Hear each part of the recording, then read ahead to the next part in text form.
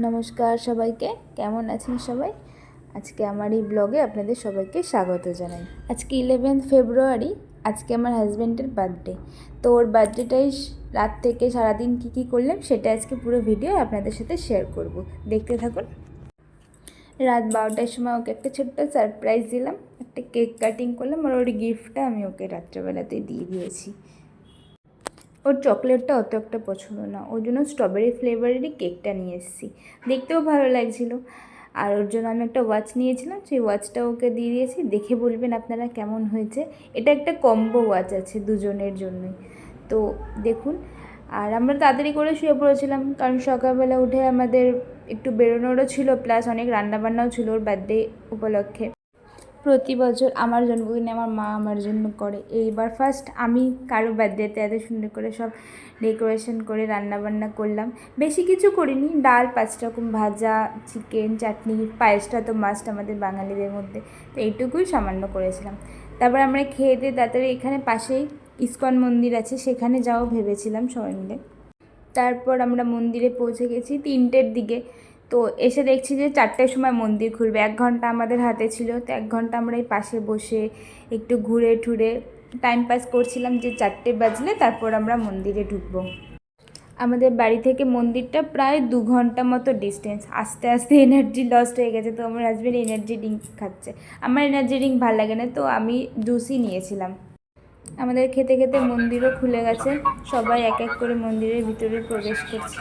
আমরাও চলে এসেছি, এখানে জুতোটা রেখে তারপর আমরা আস্তে আস্তে মন্দিরের ভিতরে প্রবেশ করলাম দুজনেই। মন্দিরটা যে খুব বড় তেমন না, ছোট, কিন্তু ভিতরটা খুবই সুন্দর, অসাধারণ। ভিতরে ঢুকলেই একটা মন থেকে পুরো শান্তি অনুভব করে। আর রাধা কৃষ্ণর এখানে পুজো হয়। আস্তে আস্তে আমরা মন্দিরটির ভিতরে প্রবেশ করলাম। এখানে বেশিরভাগটা সব গুজরাটিতে লেখা আছে, তো বুঝতে তো অত একটা পারছিলাম না, কিন্তু ছবি নকশাগুলো দেখে বুঝতে পারছিলাম যে কি বোঝাতে চাইছে। এর পাশে পাশে 2 ধারে ছোট ছোট স্টল বসেছে। এখানে মিষ্টি, ঠাকুরের প্রসাদ আর ভগবদ গীতা এগুলো বিক্রি হচ্ছিল 2 ধারে। সামনে থেকে গিয়ে এখানে পুরো 2 সাইডে ভগবান বিষ্ণু নারায়ণের লীলাগুলো ছবির মাধ্যমে ফুটিয়ে তুলেছে 2 সাইডে। মাঝখান থেকে রাস্তা দিয়ে সামনে গিয়েই মন্দিরটা আসল।